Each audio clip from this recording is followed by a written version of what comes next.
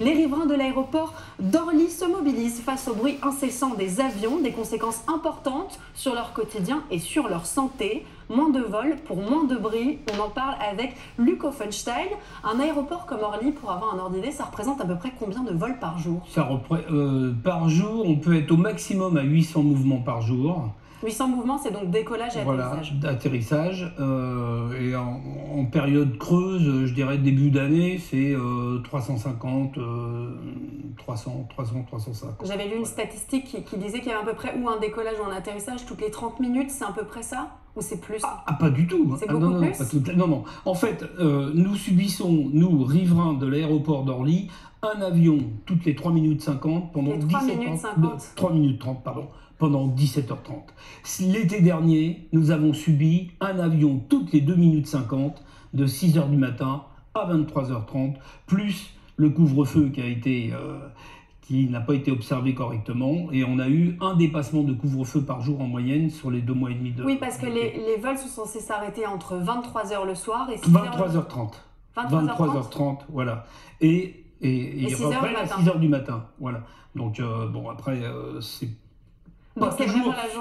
pas toujours super bien, comment dirais-je, observé. Puisqu'il peut y avoir c'est donc pour ça que je suis titulaire à la CNUSA, donc en membre associé, et on voit on reçoit toutes les compagnies qui ont dérogé aux règles élémentaires d'Orly, de Roissy, de toute la France, des 9 aéroports à CNUSA. Ce qui est donc le plus pénible finalement, c'est la journée, puisque le soir, ça correspond globalement à la période où les gens vont se coucher et dorment. Donc le moment le plus pénible, c'est, j'imagine, pour les riverains, le moment où ils rentrent chez eux après le travail.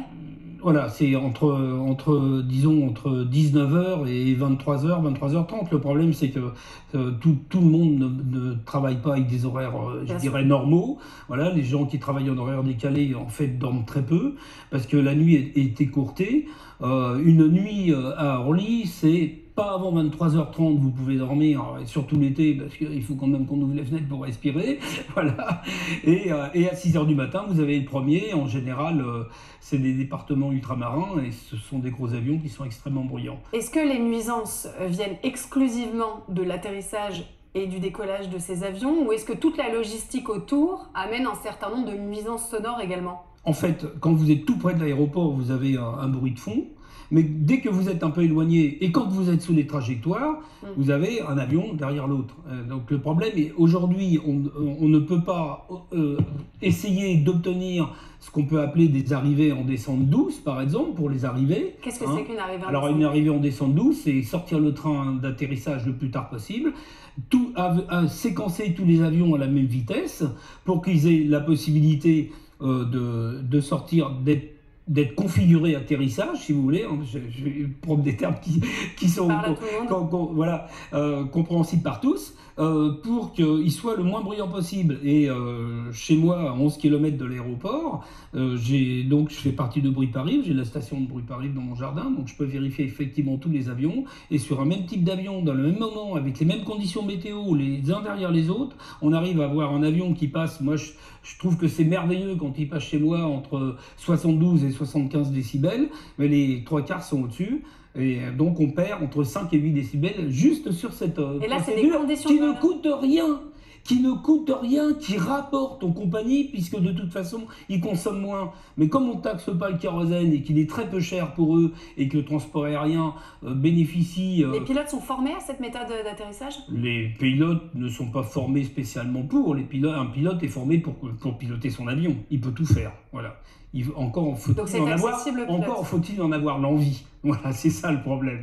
Voilà. Quelles sont les conséquences sur le quotidien des riverains, notamment d'un point de vue santé, d'un point de vue sanitaire? Écoutez, moi, ce que je peux vous expliquer, lundi, j'ai travaillé dans mon jardin avec ma femme, on ne peut pas suivre une conversation, c'est pas possible. On ne peut pas manger dehors, pas de barbecue, surtout l'été, bien sûr, parce que l'hiver, il y a moins d'avions. Il y a 2 périodes de planification pour l'attribution des créneaux horaires. Donc en hiver, il y en a moins qu'en été. En été, il y en a plus. Voilà, ce qui a fait que cet été, comme je vous ai expliqué, on a eu un avion toutes les 2 minutes 50. Parce que les compagnies aériennes, la Direction générale de l'aviation civile et également les gestionnaires d'aéroports n'ont pas anticipé une reprise aussi rapide après Covid. Bien sûr. Donc résultat, il y a beaucoup de compagnies qui ont ajouté des rotations supplémentaires, hein, parce que sur Orly, on fait beaucoup de bassins méditerranéens, beaucoup de métropoles, bassins méditerranéens. Voilà. Et donc, pardon ? C'est leur offre commerciale. Oui, oui, leur métier. voilà, on est bien d'accord. Mais donc, si vous rajoutez une rotation même par jour par compagnie, finalement, ça bouchonne, ils n'ont plus le temps. Un avion toutes les 1 minute 30 par piste. Voilà, donc on a 38 avions par piste par heure. On a 38 avions par piste par heure maximum. On a 2 pistes qui fonctionnent sur Orly. Non, je vous en prie, quand on décide d'habiter à côté d'un aéroport, quand on fait le choix de s'y installer, c'est comme habiter au-dessus d'un bar de nuit, à côté d'une gare. On sait qu'on va avoir des nuisances. Les nuisances font partie malheureusement de la vie d'un aéroport. Et quand on demande moins de vols, est-ce que c'est vraiment possible pour les compagnies? Alors, je vais vous expliquer comment ça se passe. Quand on habite juste à côté de l'aéroport, on sait qu'il y a l'aéroport. Moi, quand je suis venu habiter, je suis venu dans le quartier avec mes parents en 72. Les avions étaient extrêmement bruyants. On avait des 707 et des Caravelles.